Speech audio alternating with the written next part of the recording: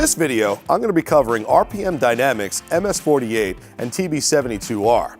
I'm also going to be installing an Apple Mac Mini into the MS48. I'll be showing you how to update all of the cards, download and install Tracks Live from Waves, which is the software I'm going to be using for the multi-track recording and virtual sound check. And last, I'll be showing you all the connections required to integrate this into the Pro Series consoles. Now we're going to install the Apple Mac Mini into the MS48. To do that, there's two thumb screws right on the back of the unit that we can just go ahead and loosen off and remove the lid and put it to the side. Be careful not to lift the lid all the way up. Just come up here for a couple fingers high and then just remove the lid and then just put this to the side. As we see here, we have all of our connections for the Apple Mac Mini that are going to perfectly line up once we make all the connections. Here we have the two AES16 recording cards from Lynx. Now let's go ahead and put the Mac Mini in. When I put it in, I usually like to keep it up at an angle to allow access for my hands to insert the cables in. Let's go ahead. Normally I like to work from the outside in, but right now I see that this Ethercon connector is a little bit longer than the others, so I'm going to go ahead and get that into place first. Next, I'm going to plug in the power cable, ensuring that there's a tight fit connection. Next is the HDMI cable. Then our two Thunderbolt connections. With the additional Thunderbolt cable I have over here to the side, I could use that in the future if I ever want to use any Thunderbolt recording hard drives. Now that I have the two Thunderbolt ports in, I'm going to go ahead and install the USB ports. One thing you notice, we have three internal USB cables, but we still have one additional USB port left on the unit. And just like that, all of our connections are in, and we can go ahead and put the cover back on the unit. To put the cover back on, you'll notice that there's two little notches on the inside of the unit. Let's go ahead and line that up to the ears as we slide it in and place the cover gently back down on top of the unit and secure the two thumb screws. Now we got the Mac Mini installed. Let me just go over the front, which is going to be really quick. Here on the MS48, we do have a USB port on the front. I currently have a piece of gaff tape on there to keep the dirt out. On the front, we also have 4 vents to keep everything inside running cool.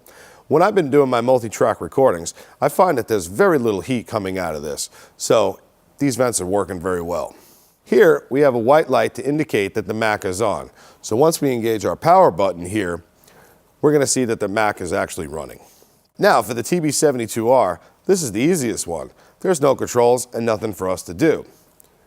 Once we power up the MS48, that's going to send the power down the Thunderbolt to connect to the TB72R, and we'll have a blue status light showing that we have connection. Just like the MS48, we have a vented grill in the front to ensure that the cards are going to remain cool.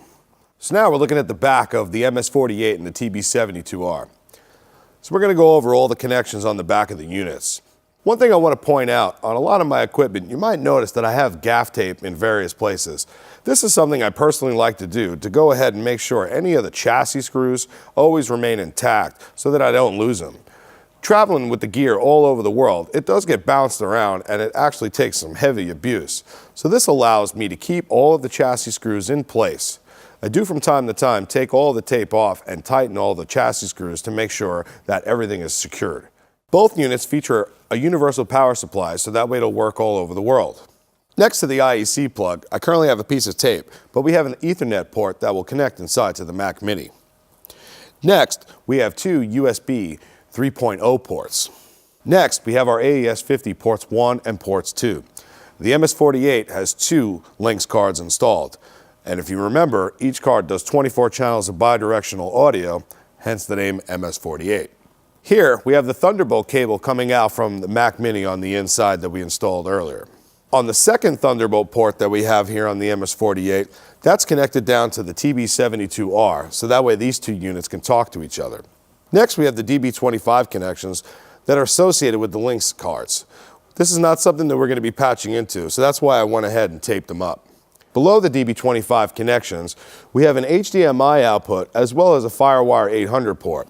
It's currently blocked by a Thunderbolt mini display port to VGA, DVI, and HDMI converter box. Because I'm using the KVM on the console to view and control the MS48 with the mouse and keyboard, as well as the screen, I needed to get one of these. This is a Thunderbolt to mini DisplayPort that has a VGA as well as an HDMI and a DVI connection on the end.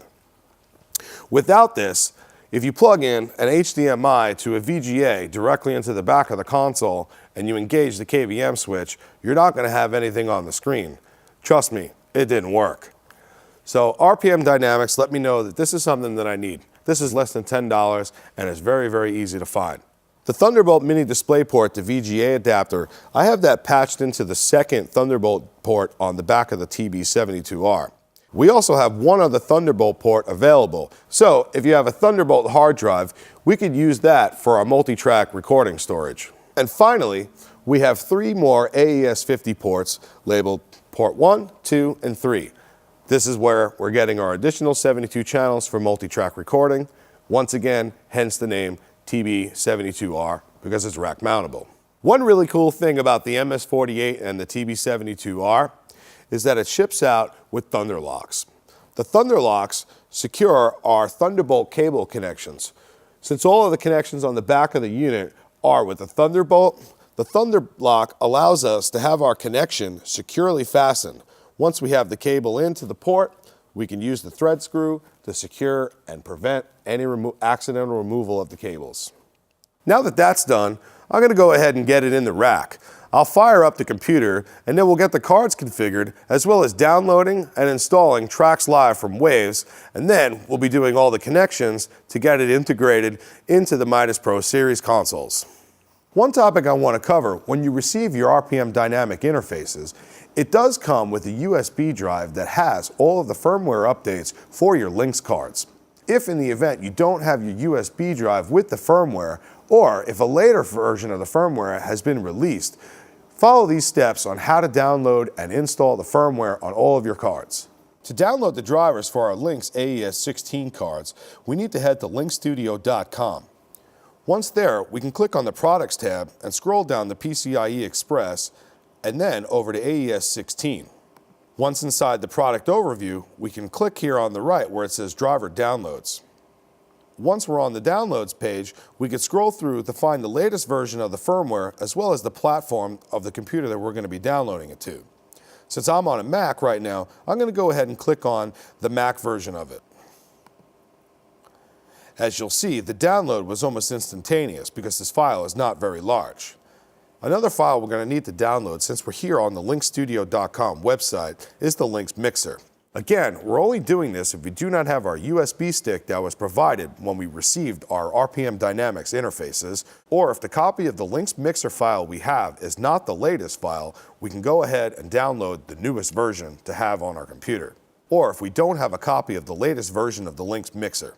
So to get the Lynx Mixer file, we can click on Products and scroll back down to PCIe Express cards, and we see that we have Lynx Mixer for AES16 and Thunderbolt. Click on that. The next step is we're going to download the free version of Waves Tracks Live to use for our multi-track recording. So let's head over to the website and do that.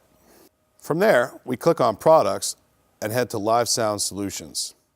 From there, we can click on Tracks Live. As we see, there is a purchase version of it, which gives you additional tech support and any updates and bug fixes.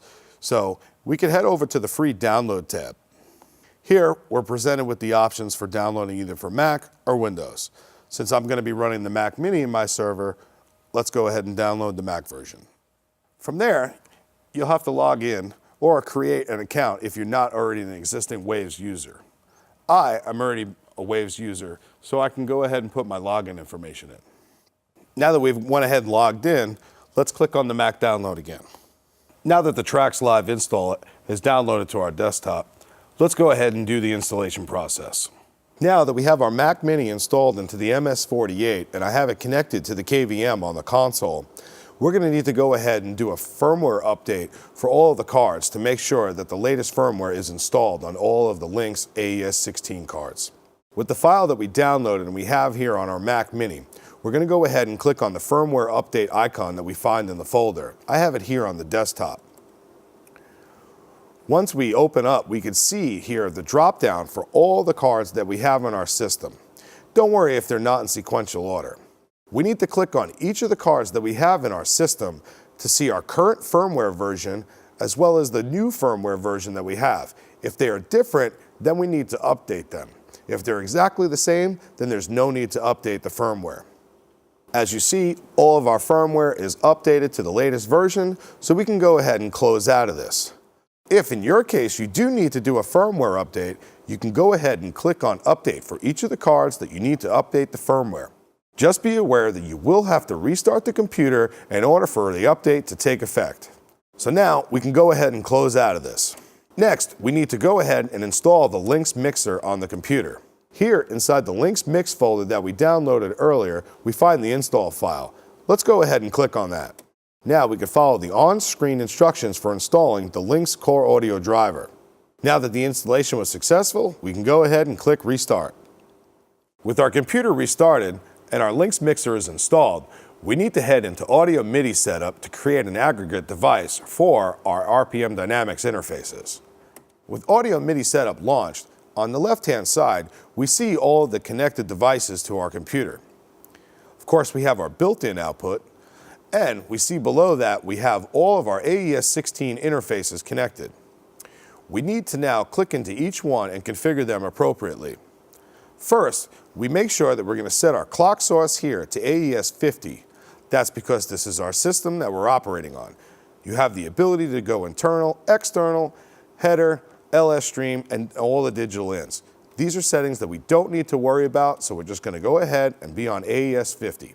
For input and output, it doesn't matter where we need to go ahead and select this, so let's just leave this on record 1 for now.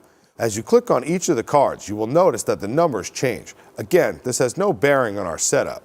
So let's go back to card 1. Below that, this is where we have our clock source. For our setup, we're going to be recording at 96 kilohertz. Next, let's go through the rest of the cards and make sure our clock is set to AES50 and our clock format is set to 96. Now that all the cards are configured, down here on the bottom left, we hit the plus sign and we select Create Aggregate Device. If you double click on the aggregate device that you just created, it'll allow you to rename it. For now, I'm just going to name this RPM Videos since I've already created and named an aggregate device for my ProX recordings. On the right-hand side, we see all of the options for the different devices that we can add to this aggregate device. Let's go ahead and click on all of our Lynx cards. Now we see that each of these are configured for its clock source to be on the AES50 and that the sample rate is 96. Then here on the far right, we see that they're set up for 24 channels in and 24 channels out. The cards default to this. However, if on your system it's not set to 24 channels, we will head into the Lynx mixer to change that. We're going to be heading into the Lynx mixer in a moment, so I will show you once we get there how to change this and to confirm that it is set to 24 channels. And finally, we have the option to select our drift correction. It doesn't matter if we have this engaged or not. I personally like to leave it engaged. So now that we have our aggregate device named and created, we can close out of the AMS setup. Here inside the Lynx mixer, on the side, we have a tab for each of the cards. We can scroll through each of the cards to ensure that we are clocking on the AES50 with a sample rate of 96 kilohertz. We've confirmed that all of the cards are receiving its clock on the AES50 and that the sample rate is set to 96. Now, let's click on Settings, scroll over to Advanced, and click on Adapter Settings. Here is where we can see each of the cards are set to the 24 channel mode. So let's go through and make sure that they're all set to 24 channels. Great. One thing I want to point out now that we're in this window, once you reach the point where you're ready to patch audio into your multi-track recording software, if you find that the channel that you've selected is not showing up in the correct order, this is where you're going to need to go to reorder any of the cards. As you see, you have the ability to select the card and move it up or move it down into the appropriate location so that the audio lines up to your channel inputs. Keep in mind that once you do this, you're going to need to restart the computer for all of those changes to take effect. And as you notice, on the bottom, it tells you the same message. One thing I want to point out, if you're going to be using Tracks Live from Waves and you're in your multi-track recording mode, If you need to make any adjustments to the levels, you will notice that the software does not give you any faders to either increase or decrease any of the levels. If you need to make any changes, for example, if you recorded your gains either too hot or not hot enough, you can go in here and make those changes inside the mixing window. Here, if you notice on the screen, you see that I am padding down some of the channels. The reason for this, because the multi-track files that I'm using, I've changed my gain structure since I've recorded them. So now on my new show file, I have the audio coming back at the right levels. So now we can close out of the Lynx mixer and we're ready to install our TRAXX Live software. Here we have the install file for our TRAXX Live. Let's go ahead and initiate that. Now the installer window is open, we can drag the TRAXX Live application into the Applications folder. We can go ahead and open up the Applications folder. Here we can scroll down to TRAXX Live. I like to keep TRAXX Live down here on my toolbar for easy access. So now we can click on TRAXX Live to launch it.